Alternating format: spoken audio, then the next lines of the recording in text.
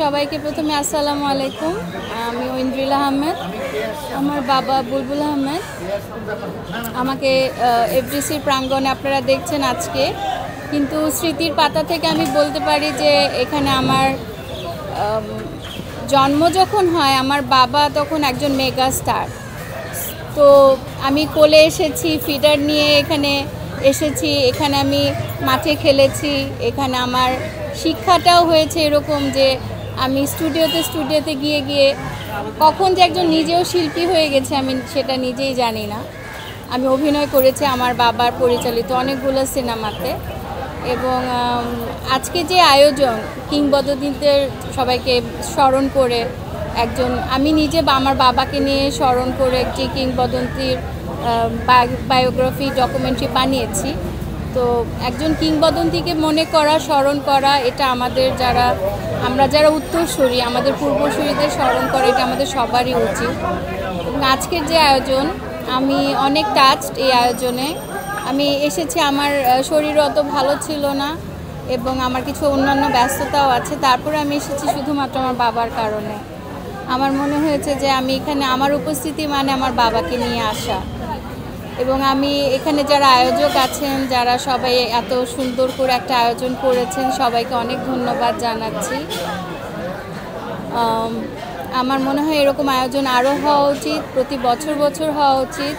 একজন বুলবুল আহমেদ বা একজন নায়ক রাজ্জাক বা যারা আছেন সালমান শাহ, যারাই মারা গেছেন, মানে প্রথম দিককার যারা গোল্ডেন এরা তৈরি করেছেন, পরের দিককার যারা আছেন মারা গেছেন যারা, তাদেরকে যদি আমরা এখন যারা বেঁচে আছি স্মরণ করি, তাহলে আমাদেরকেও পরে প্রজন্ম স্মরণ করবে এবং তাদের অবদান তো আমরা ভুলতে পারি না। তারা এত কিছু করে গেছেন যার জন্য আজকে এই পরিবেশটা তৈরি হয়েছে, আজকে এই আয়োজন করার সুযোগটা তৈরি হয়েছে।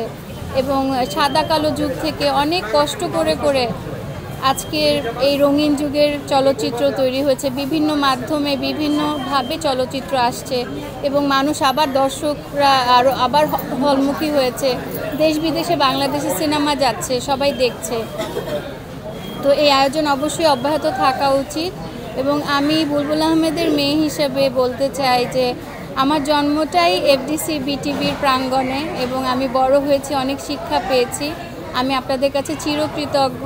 আপনারা সবাই এসেছেন, আপনাদের কাজের মাধ্যমে এফোর্ট দিচ্ছেন, এখানে আমাদের ইন্টারভিউ নিচ্ছেন। আর আমি আমার বাবার জন্য একজন জীবন্ত কিংবদন্তির কথা তথ্যচিত্র তৈরি করেছিলাম, ডকুমেন্টারি। আবার তার জন্য একটা বায়োগ্রাফি তৈরি করেছিলাম একজন মহানায়কের কথা। এরপরে গানের অনুষ্ঠান করেছিলাম। আমাদের একটা ফাউন্ডেশন ট্রাস্ট আছে, বুলবুল আহমেদ ফাউন্ডেশন ট্রাস্ট, সেটা থেকে আমরা অনেক উদ্যোগ নিয়েছি। প্রতি বছর আমরা একজন শিল্পীকে ওখানে সম্মাননা জানাই। তো আমাদের পারিবারিকভাবে যে চেষ্টাগুলো আছে বুলবুল আহমেদকে বাঁচিয়ে রাখার, মানে এভাবে সমষ্টিগতভাবে যে আয়োজনগুলো আছে সেটাকে আমি সাধুবাদ জানাই। আর আমার আশা থাকবে ইনশাআল্লাহ ভবিষ্যতে আমরা সবাই এখানে একসাথে হব। আজকে যেটা সবচেয়ে ভালো লেগেছে, আগে তো শিশু শিল্পী হিসেবে আসতাম, এখন আমাদেরও শিশু আছে, তাদেরকে নিয়ে এসেছি এবং মানে অনেক স্মৃতি কাজ করে। আমি এখানে প্রায় এফডিসিতে শুটিংয়ে আসি, আমার বিভিন্ন শোয়ের আমি হোস্টিং করি। তো তখন মনে হয় যে এখন আমরা এসিতে কাজ করছি, আমাদের এত সুবিধা আছে এখানে কাজ করার জন্য, একসাথে এতগুলো ক্যামেরা কাজ করছে। কিন্তু আমার বাবার সময়ে তখন যারা কাজ করতেন এসি ছাড়া, আমি অনেক সময় এখানে অনেক প্রোগ্রামে আসি হোস্টিং করতে, আমি হোস্ট করি অনেক প্রোগ্রামের। তো তখন যখন আসি তখন আমরা তো এসিতে কাজ করি এবং যতবারই কিছুক্ষণ ক্যামেরার জন্য এসিটা অফ করা হয় এত গরম লাগে, আমি ভিতরে যাই, আবার যখন বের হই।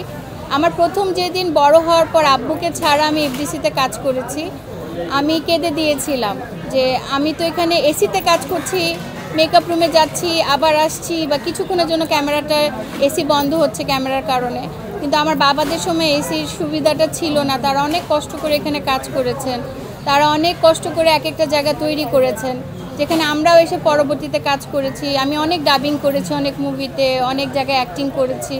আমাদের জন্য লাইফটা অনেক ইজি হয়ে গেছে, আর এখন তো আরও ইজি হয়ে গেছে। অনেক নতুনত্ব নিয়ে এসেছেন। আমার বাবাকে মহানায়ক বলা হয়, উনি এত তখনকার দিন থেকে যেভাবে সীমানা পেরিয়ে বা মহানায়ক এত মডার্নাইজ মুভি কাজ করেছেন এবং সাহিত্য নিয়ে কাজ করেছে, তো এখন ওই সময়টা তৈরি করে দেওয়ার কারণে এখন যারা কাজ করছে তাদের জন্য ইজি হচ্ছে এবং আব্বুর অনেক সিনেমা আবার রিমেক হচ্ছে, অনেক নাটক রিমেক হচ্ছে। তো আমার কাছে খুব ভালো লাগে, আমি খুব গর্বিত বোধ করি যে আমার বাবার সম্মানে আমি সম্মানিত হই। আজকে এখানে এসে আমার খুবই ভালো লাগছে। আপনাদের সবাইকে আবারও ধন্যবাদ জানাচ্ছি, এখানে এসেছি। আপনারা সবাই ভালো থাকবেন, আমার বাবার জন্য দোয়া করবেন এবং আমার বাবার সাথে তার সহকর্মীরা যারা মারা গেছেন তাদের জন্য সবাই দোয়া করবেন। ধন্যবাদ।